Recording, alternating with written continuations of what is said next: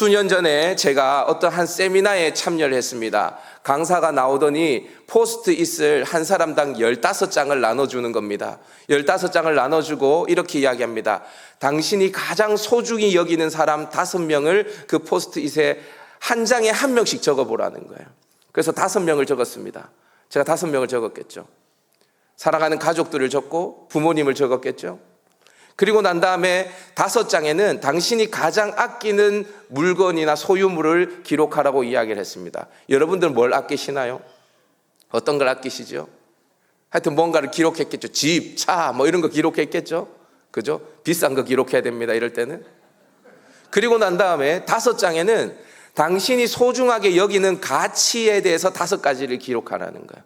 내가 소중히 여기는 가치 5가지를. 총 15가지를 기록을 했습니다. 그런데 이 강사가 갑자기 심울해지더니 이렇게 이야기를 합니다. 자, 가정을 하겠습니다. 당신이 말기암에 걸렸습니다. 이제 당신에게 남은 시간은 1년밖에 없습니다.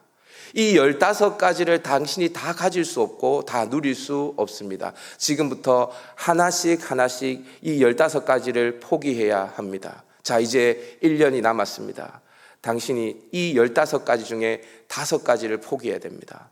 버리라는 거예요. 포스트잇을. 그래서 함께 모여있는 그룹 사람들이 자기가 기록한 15가지 중에서 그래도 덜 가치롭다라고 생각하는, 덜 가치 있다라고 생각하는 것을 5장을 중앙으로 모으기 시작했습니다. 그리고 난 다음에 또 이렇게 이야기를 합니다. 자, 이제는 6개월밖에 시간이 남지 않았습니다. 당신이 가진 것 중에 3개를 버려야 합니다. 버리십시오. 그래서 또 3가지를 버렸어요. 여기까지는 좀 쉬웠어요.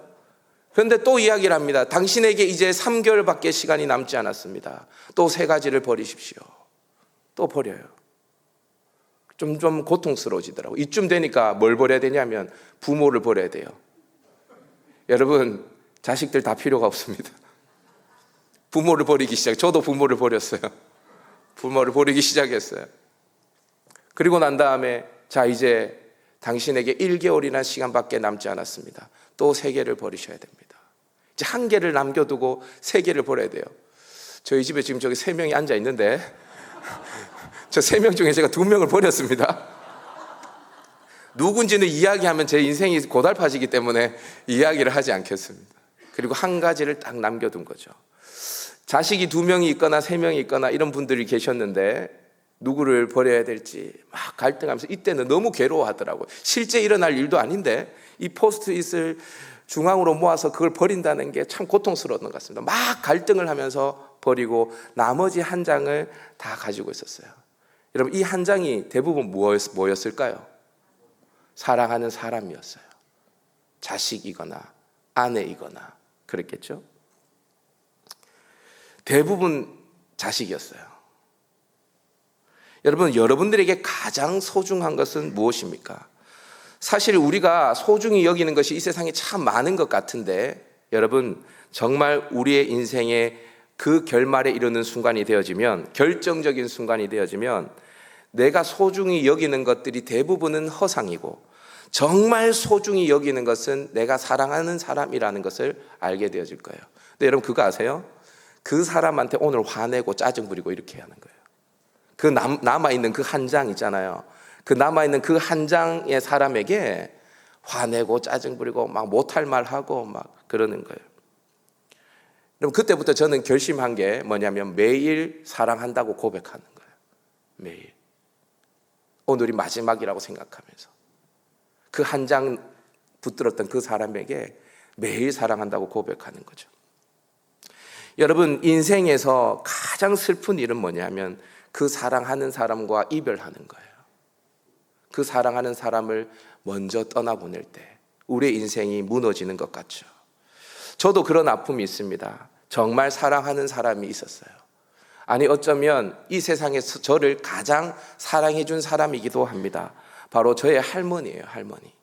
할머니가 뭐 그렇게 대수롭냐 이렇게 생각할 수 있겠지만 저에게는 부모님보다 더 소중한 사람이에요. 할머니가 너무 소중한 사람. 어릴 때부터 저를 키워주셨고 저에게 모든 것을 다 쏟아부으신 분이 저희 할머니셨어요.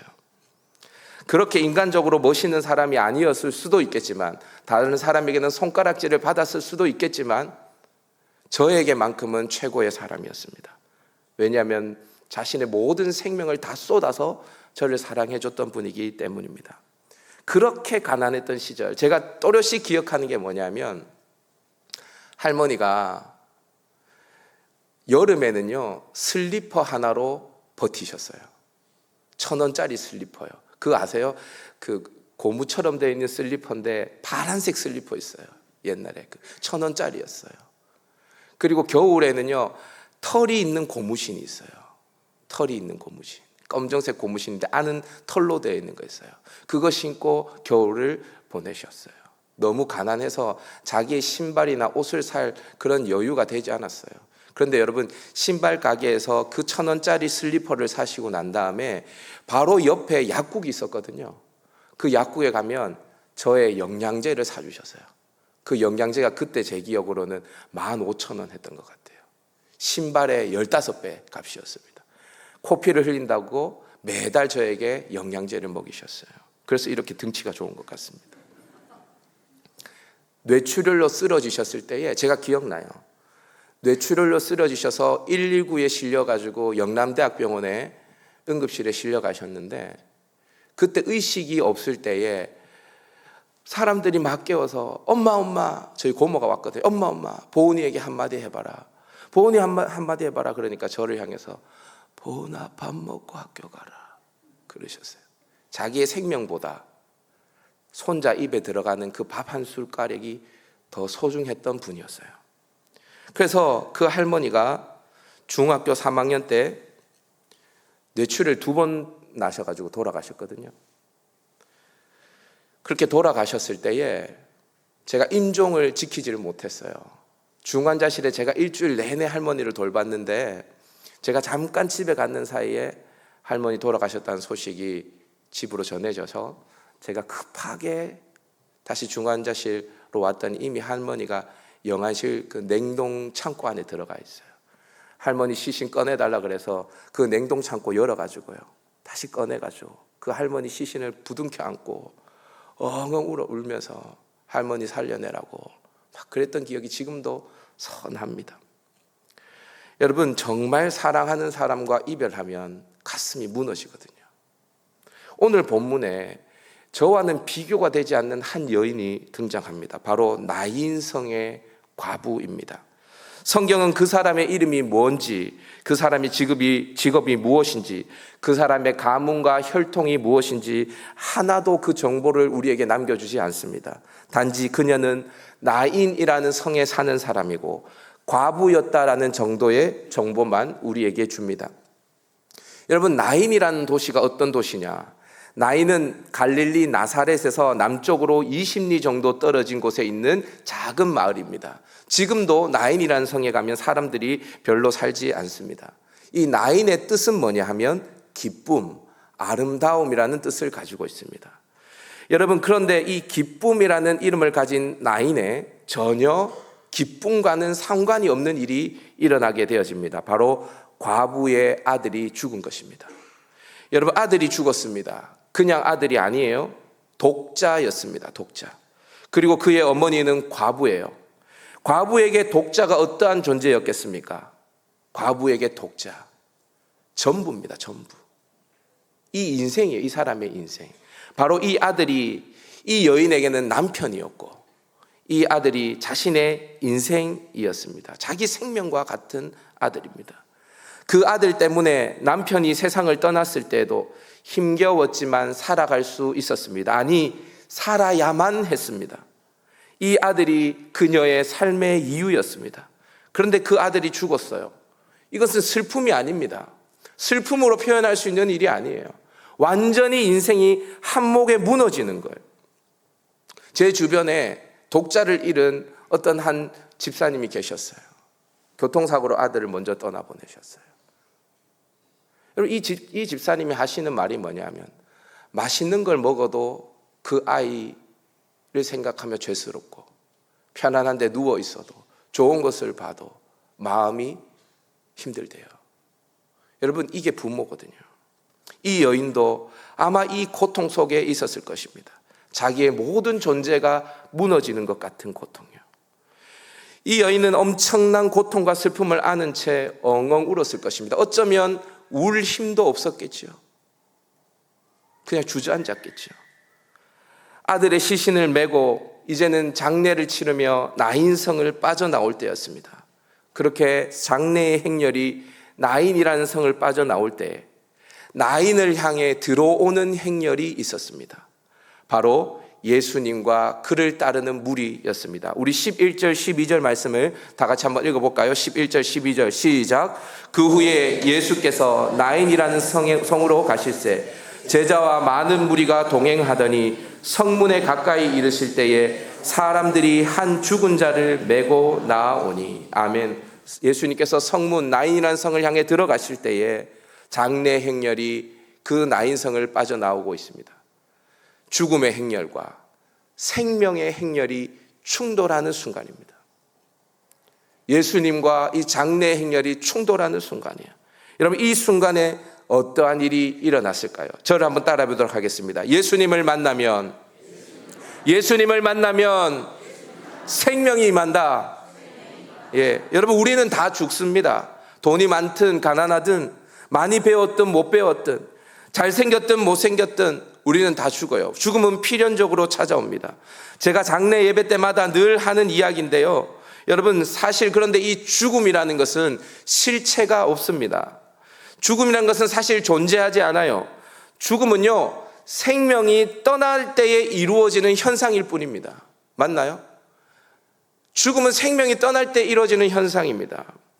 따라서 죽음에 생명이 들이우면 죽음은 순식간에 사라집니다. 죽음은 실체가 없는 거예요. 여러분, 차가움은 실체가 있습니까? 없습니까? 없습니다. 열이 없는 게 차가움입니다. 맞나요? 차가운 방 안에 보일러를 틀면 그 차가움은 어떻게 돼요? 떠나가요. 맞나요? 어두움은 실체가 없어요. 어둠은 실체가 없어요. 어둠은 무엇입니까? 빛이 없는 것이 어둠입니다. 그 어두움 가운데 빛이 임하면요, 어두움은 사라집니다. 마찬가지로 죽음은 생명이 떠난 것이 죽음입니다. 그 죽음 가운데 생명이 임하게 되어지면 죽음이 사라지는 것이에요. 그래서 여러분, 죽음을 극복하는 것은 의외로 간단합니다. 우리가 죽음과 싸우면 죽음을 이길 수 있냐? 아닙니다. 죽음 가운데 생명이 임하면 죽음을 이길 수 있습니다. 아멘이십니까? 여러분, 그거 있잖아요. 우리가 원망과 불평을 안 하려면 어떻게 해야 되는지 아세요? 원망 안 해야지, 불평 안 해야지. 비난을 하지 않고 누군가를 정죄하지 않으려면 비난 안 해야지. 이렇게 하면 비난 안 할 수 있느냐? 그거 아닙니다. 원망하지 않고 불평하지 않고 비난하지 않으려면요, 누군가를 칭찬하면 됩니다. 칭찬하고 격려하고 세워주는 말을 하면 원망과 불평과 비난 같은 것은 자연스럽게 떠나가게 되어지는 거예요. 할렐루야. 여러분, 이 원리를 아셔야 돼요. 하늘의 언어를 쓰면 이 세상의 언어가 떠나가는 거예요. 마찬가지예요. 죽음 가운데 생명이 임하면 죽음은 힘을 못 쓰고 떠나가는 거예요. 여러분, 예수님은 요한복음 14장 6절에서 자신을 이렇게 정의하죠. 내가 곧 길이요 진리요 생명이니. 할렐루야. 예수님 뭐라고요? 생명이래요. 생명, 자신의 생명. 지금 나인성에서 죽음이 나인성을 빠져나오고 있습니다. 근데 여러분, 예수님 생명이 지금 떡하니 버티고 있어요. 생명 앞을 죽음이 지나가는 거예요. 여러분, 어떠한 일이 일어나겠습니까? 죽음이 어떻게 반응할까요? 여러분, 예수님께서, 이 생명이신 예수님께서 슬 비키면서 장례 잘하고 오세요 하고 이렇게 죽음의 행렬을 지나치면 그게 생명으로서의 그게 없죠. 맞죠? 생명이신 예수님께서는, 생명이라는 그 예수님은 당신이 생명이라는 것을 더 정확하게 증명해낼 수 있는 이 순간을 놓치지 않으셨어요. 그리고 장례 행렬을 멈춰 세우십니다. 과부에게 그리고 말씀을 하세요. 울지 말라. 울지 말라. 그리고 14절 하반절부터 15절까지 다음과 같이 말씀을 하십니다. 우리 다 같이 읽어보십시다. 시작. 예수께서 이르시되 청년아 내게 말하노니 일어나라 하심에 죽었던 자가 일어나 앉고 말도 하거늘 예수께서 그를 어머니에게 주시니. 아멘. 예수님이 그 관을 향해서 외칩니다. 청년아 일어나라. 할렐루야. 있을 수 없는 일이죠. 그 관을 향해서 죽었던 자가 그 관뚜껑을 열고 일어나서 앉아 말을 하기 시작합니다. 그리고 예수님은 그 청년 독자를 그의 어머니 과부에게 주십니다. 여러분, 이 과부에게 나인이 정말 나인이 되는 순간입니다. 나인성이 되는 순간이에요. 여러분, 예수님은 이 나인성 과부의 아들뿐만이 아니라 죽은 야이로의 딸도 살리셨고, 심지어는 죽은 지 나흘이나 되어 냄새가 나는 나사로도 살리셨습니다. 그렇게 자신이 부활이며 생명인 것을 증명하셨습니다. 여러분, 우리의 모든 인생은 사실 나인성에서 나오는 장래 행렬과 같은 길을 다 걸어가는 인생입니다. 우리 모두 다 그 길을 걸어가요. 여러분들이 죽음을 인식하지 않고 살아갈지 모르겠지만 우리도 언젠가는 우리의 몸이 좁은 관에 뉘어 거기에 들어가 인생을 마감할 순간이 있을 것입니다. 우리 모두는 필연적으로 죽음이라는 종착역을 향해 달려가고 있습니다. 여러분, 이 사실을 우리가 인지하고 이 문제를 해결하지 않고는 절대로 기쁨, 나인을 누릴 수가 없습니다. 그걸 알았던 사도 바울이 이렇게 이야기를 하죠. 로마서 7장 24절에 이렇게 탄식을 합니다. 우리 다 같이 한번 읽어볼까요? 시작. 오호라, 나는 공고한 사람이로다. 이 사망의 몸에서 누가 나를 건져내랴. 여러분, 바울 배울 만큼 배운 사람입니다. 바울의 가문 유대인 중에 유대인 베냐민 지파였습니다. 그런데 그가 왜 자신을 공고한 사람이라고 이야기합니까? 죽음, 바로 이 죄와 죽음을 자신이 해결할 수 없다라는 것을 알았기 때문입니다. 근데 여러분, 이렇게 탄식했던 바울이 얼마 되지 않아 다음 구절에서 완전히 환희를 노래하고 있습니다. 우리 다 같이 한번 로마서 7장 25절부터 한번 읽어볼까요? 시작. 우리 주 예수 그리스도로 말미암아 하나님께 감사하리로다. 이는 그리스도 예수 안에 있는 생명의 성령의 법이 죄와 사망의 법에서 너를 해방하였습니다. 할렐루야. 다윗의 탄식이 오호라, 나는 공고한 사람이로다. 누가 이 사망의 몸에서 나를 건져내랴. 이 탄식이 어떻게 환희로 바뀌게 되어집니까? 무엇이 바울을 죄와 사망의 법에서 해방시켜서 생명의 성령의 법으로 인도합니까? 예수 그리스도. 그리스도 예수 안에 있는 생명의 성령의 법이 죄와 사망의 법에서 너를 해방하였습니다. 할렐루야. 여러분, 예수님을 만나면 생명이 임합니다. 생명이 임하면 죽음이 물러갑니다. 여러분, 이 확신이 저와 여러분에게 있습니까? 여러분, 이미 여러분들 안에 생명이 있습니까? 이 생명을 소유하셨어요? 이 확신이 있는 사람의 오늘과 이 확신이 없는 사람의 오늘은 다릅니다.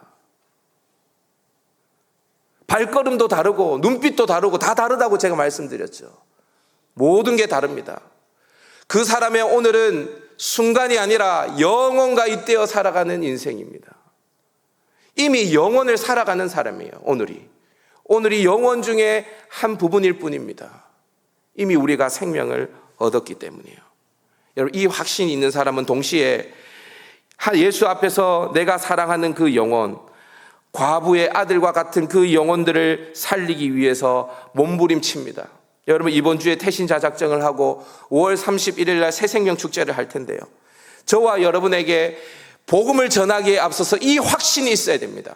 우리 안에 생명이 있어야 생명을 증거할 것 아닙니까? 만약에 여러분들 안에 이 생명이 없다면, 이 생명에 대한 감격이 사라졌다면, 이 생명을 회복할 수 있기를 주님의 이름으로 축복합니다. 저를 한번 다시 따라 하십시다. 예수님 만나면 생명이 임한다. 여러분, 이 은혜가 저와 여러분에게 있기를 주님의 이름으로 축복합니다. 자, 그런데 아무리 예수님이 생명이라고 해도 아무 이유 없이 우리에게 생명을 주시지는 않거든요. 아무 이유 없이 죽음을 물리치시지는 않습니다. 그러면 예수님이 생명을 우리에게 주시는 이유, 죽음을 물리치시는 이유, 그 동기가 무엇일까요? 저를 한번 따라해 보십시다. 예수님의 사랑 때문이다. 뭐 때문이라고요? 사랑 때문이에요. 예수님의 사랑. 죽음이 물러가고 생명이 과부의 아들에게 찾아왔습니다. 예수님의 생명이 죽은 청년을 살립니다. 이 역사가 일어난 동기는 예수님의 사랑 때문입니다. 우리 다 같이 13절 말씀 다 같이 읽어보십시다. 시작. 주께서 과부를 보시고 불쌍히 여기사 울지 말라 하시고. 여러분, 예수님이 과부를 보시고 어떻게 하셨다고요? 불쌍히 여기셨어요. 불쌍히 여기셨어요. 여러분 잘 아시다시피 여기서 불쌍히 여긴다라는 말은 단지 안타깝게 여긴다 정도가 아닙니다. 여기에 나오는 불쌍히 여긴다라는 단어는요, 원어로 보면 스플랑크조마이라는 단어인데, 이 원형을 쓰고 있는데 이것은 창자가 끊어지는 고통입니다. 단장의 고통이에요. 창자가 완전히 뒤틀려가지고 죽을 것 같은 고통을 느끼는 거예요. 예수님께서 그 여인을 보며 그런 고통을 느끼셨다라는 거예요. 여러분, 성경에는 예수님이 이렇게 불쌍히 여기시는 것이 곳곳에 드러나게 되어집니다. 마가복음 1장 41절에 보면 문둥병이 걸려 썩어가는 나병 환자를 예수님이 어떻게 대하시냐, 우리 다 같이 읽어볼까요? 시작. 예수께서 불쌍히 여기사 손을 내밀어 그에게 대시며 이르시되 내가 원하노니 깨끗함을 받으라 하시니. 예수님께서 나병 환자를 어떻게 여기셨어요? 불쌍히 여기셨어요. 창자가 끊어지는 고통이에요. 오병이어의 기적을 일으킬 때도 수많은 무리들을 보면서 예수님께서 어떻게 하셨냐, 우리 마가복음 6장 34절 읽어보십시다. 시작. 예수께서 나오사 큰 무리를 보시고 그 목자 없는 양 같음을 인하여 불쌍히 여기사 이에 여러 가지로 가르치시더라. 불쌍히 여기셨어요. 여러분, 왜 예수님께서 이렇게 불쌍히 여기실까요? 왜 창자가 끊어지는 고통을 느낄까요? 사랑하니까요. 사랑하니까 아픈 겁니다. 우리 옆에 있는 사람에게 이렇게 인사합시다. 아프냐? 따라해보세요. 아프냐? 자, 우리 정 집사님하고 박한규 장로님 다시. 아프냐? 나도 아프다. 옆에 있는 사람이 아프면 어때요? 나도 아픈 겁니다. 아픈 걸 바라보면 아픈 거예요. 왜? 사랑하니까. 제가 예전에 사역하던 교회에서 한 여집사님이 저에게 상담을 요청했어요. 전화가 오셔서 목사님 꼭 뵙고 싶습니다. 너무 다급한 목소리였어요. 그래서 제가 교회로 오라고 했어요. 교회 로비의 소파에 앉아서 이야기를 하는데 앉자마자 집사님이 엉엉 우시는 거예요. 딱 보면 알잖아요. 지금 무슨 일이 있구나. 저는 별 상상을 다 했어요. 남편이 어떻게 되었나? 돌아가셨나? 사업이 망했나? 큰일인 것 같은 거예요.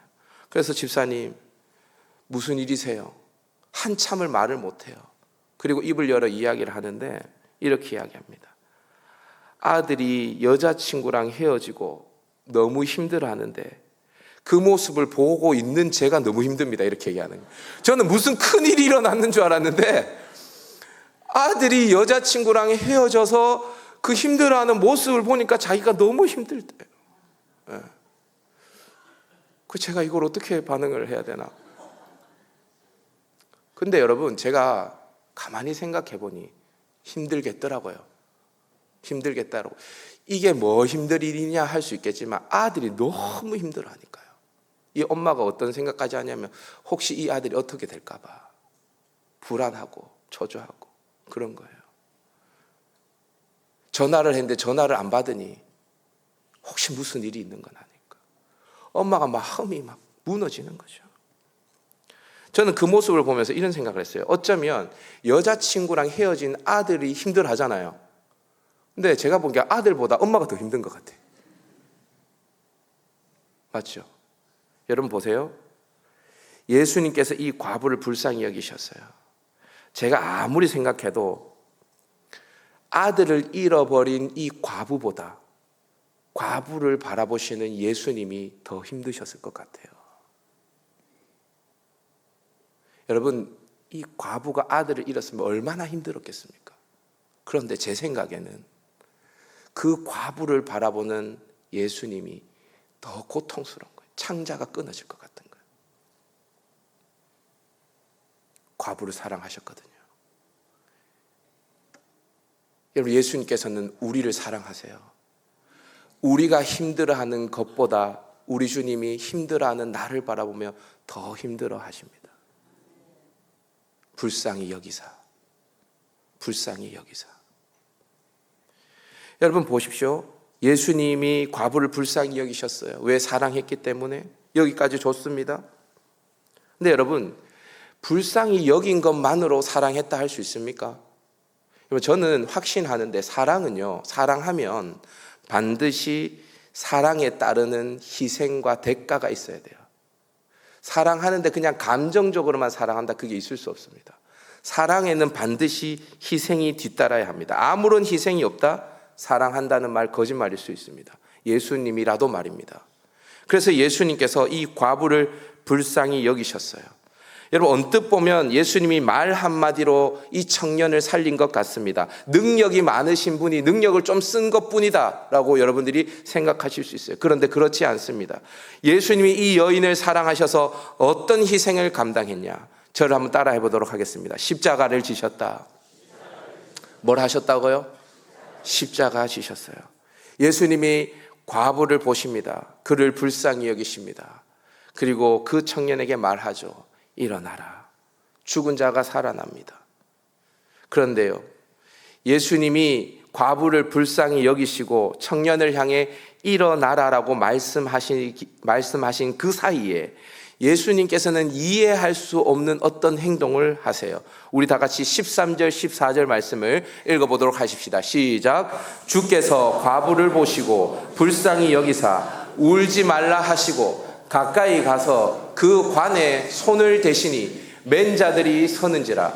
예수께서 이르시되 청년아 내게 말하노니 일어나라 하시매. 여러분 지금 예수님께서 청년에게 일어나라고 하시기 전에 무슨 일을 하시죠? 무슨 행동을 하시죠? 그 관에 손을 대세요. 손을 대세요. 여러분 예수님께서 이 관에 손을 대십니다. 문둥병자를 고치실 때, 문둥병자를 불쌍히 여기실 때도 마찬가지예요. 불쌍히 여기서 어떻게 하시냐? 마가복음 1장 41절도 한번 읽어볼까요? 마가복음 1장 41절 시작. 예수께서 불쌍히 여기사 손을 내밀어 그에게 대시며 이르시되 내가 원하노니 깨끗함을 받으라 하시니. 여러분 문둥병자를 고치실 때도 예수님 어떻게 하셨어요? 손을 대셨어요. 그에게 관에도 손을 대시고 문둥병자 환부에도 예수님이 손을 대셨어요. 여러분 그렇게 손을 대셨을 때에 죽음이 떠나가고 그 나병이 떠나가게 되어졌습니다. 여러분 성경을 좀 아시는 분들은 감을 잡으실 거예요. 여러분 시체에 손을 대면 됩니까? 안 됩니까? 나병 환자에게는 손을 접촉을 하면 됩니까? 안 됩니까? 안 됩니다. 구약 성경 민수기 19장 11절 이하를 보면 하나님은 시체와 접촉한 자는 부정해진다라고 이야기를 하십니다. 문둥병자도 마찬가지예요. 레위기 13장을 보면 문둥병자와 접촉하는 자는 부정해진다라고 이야기를 합니다. 심지어는요, 문둥병자나 시체가 접촉한 물건과 접촉하는 자도 부정해진대요. 그러니까 여러분 보세요. 시체에 직접 접촉하지 않더라도 시체가 담겨있는 관이나 시체를 담아놓은 어떠한 물건에 접촉을 하면 어떻게 되어지는 거예요? 부정해지는 거예요. 민수기 19장 22절 한번 읽어볼까요? 시작. 부정한 자가 만진 것은 무엇이든지 부정할 것이며 그것을 만지는 자도 저녁까지 부정하리라. 아멘. 여러분 이 말씀에 의하면 부정한 자가 만진 물건을 만진 자, 그러니까 예수님은 어떻게 되어지죠? 저녁까지 부정해지는 거예요. 저녁까지. 여러분 아무리 예수님이고 아무리 하나님의 아들이어도 율법을 자기 마음대로 적용할 수는 없습니다. 하나님의 말씀대로 적용해야 돼요. 예수님은 그 말씀 그대로 저녁까지 부정해질 수밖에 없어요. 여러분 율법을 범하였으면 그에 합당한 형벌을 받아야 하는 것입니다. 과부의 아들 독자가 여러분 왜 죽었습니까? 아파서 죽었습니까? 사고로 죽었습니까? 잘 모르겠죠. 성경에 나와 있지 않으니까. 근데 여러분 분명한 것은 과부의 아들도 죄 때문에 죽었습니다. 제가 늘 말하는데 병들어서 죽고 늙어서 죽고 사고로 죽고 이 모든 거는요 죽음의 양상일 뿐이에요. 죽음의 본질은 뭐냐면 죄입니다. 우리 모두는 죄 때문에 죽는 거예요. 근데 여러분 죽음을 아무런 대가 없이 생명으로 돌려줄 수 있는 사람은 아무도 없습니다. 그것이 하나님이라 하더라도. 왜냐하면 하나님이라도 죽음을 대신 생명으로 바꿔주려면 그 죄에 대한 대가를 지불해야 하는 겁니다. 죄에 대한 그 채무에 대한 변제가 없는 한 죽음의 문제를 예수님이라 하더라도 해결할 수가 없는 거예요. 지금 예수님께서 관에 손을 대시며 죽은 청년을 살려준 이 사건은 예수님이 그 죽음을 대신 짊어지겠다는 선언인 것입니다. 여러분, 예수님께서 저녁까지 부정해지리라 말씀하셨죠? 율법에. 여러분, 예수님께서 십자가에 달리셔서 언제까지? 저녁까지 달려 계셨습니다. 예수님은 십자가상에 저녁까지 나무에 달려 계셨습니다. 여러분, 기억하십시오. 예수님은 그냥 우리를 불쌍히 여기시고 아무런 대가를 지불하지 않고 아무런 희생을 하지 않고 우리를 살려내신 분이 아니라 십자가상에서 우리의 모든 부정함을, 우리가 받아야 할 모든 저주를, 우리가 누려야 할 그 모든 죽음의 권세를 우리 주님께서 대신 담당해 주신 줄 믿습니다. 우리가 예수님을 믿는 것은 이것을 믿는 거예요. 여러분, 여러분들이 만약에 어느 곳에 가다가 물놀이를 하다가 다 빠져 죽을 것 같은 그 상황에서 누가 여러분들을 건져줬다 생각해 보십시오. 그 사람에게 얼마나 감사하겠습니까? 그렇지 않겠습니까? 예수님은 영원히 죽어야 될 우리를 위해서 십자가를 대신 짊어지셨어요. 오늘 그 성금요일입니다. 성금요일. 우리가 값없이 하나님의 자녀가 된 게 아닙니다. 예수님의 불쌍히 여기는 그 사랑, 십자가의 희생으로 생명을 얻게 되어지는 거예요. 오늘 설교 제목이 뭡니까? 십자가, 생명과 죽음의 충돌점.